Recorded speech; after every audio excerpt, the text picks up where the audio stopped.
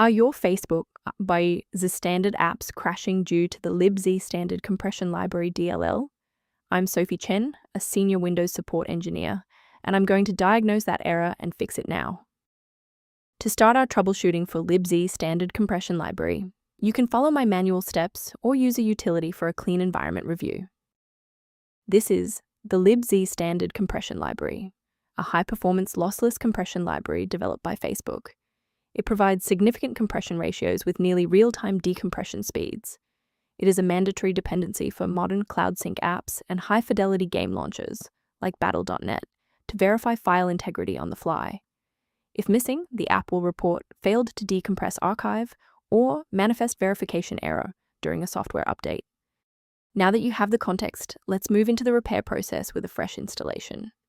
Libzstd serves as a critical internal bridge for Facebook/Zstandard features, and you should download the latest version of your host program where you encountered the error to replace any truncated or damaged binaries to resolve the launch error. If the redistributable repair didn't resolve the pop-up, the next logical step is to analyze the local environment for process conflicts. A quick system restart is a practical way to ensure that all shared libraries, including Libzstd Compression Library, are being loaded correctly into the current session's memory. To keep this tutorial handy, make sure to bookmark it or hit like button before you reboot. It saves you from having to look for the video again once you're back online.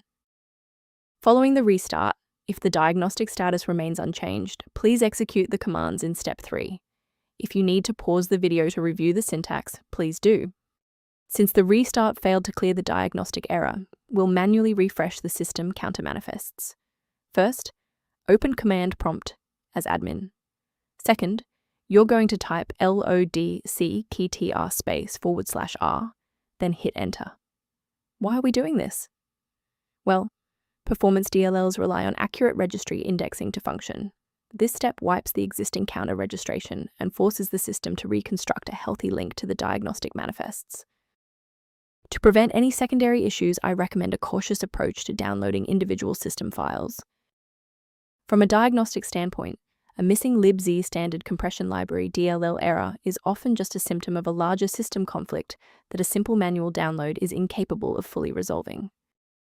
Beyond manual troubleshooting, many users find that a system-wide diagnostic scan provides a more complete picture of their environment. To reduce system-level conflicts, the maintenance utility below provides general guidance on managing Libzstd Compression Library.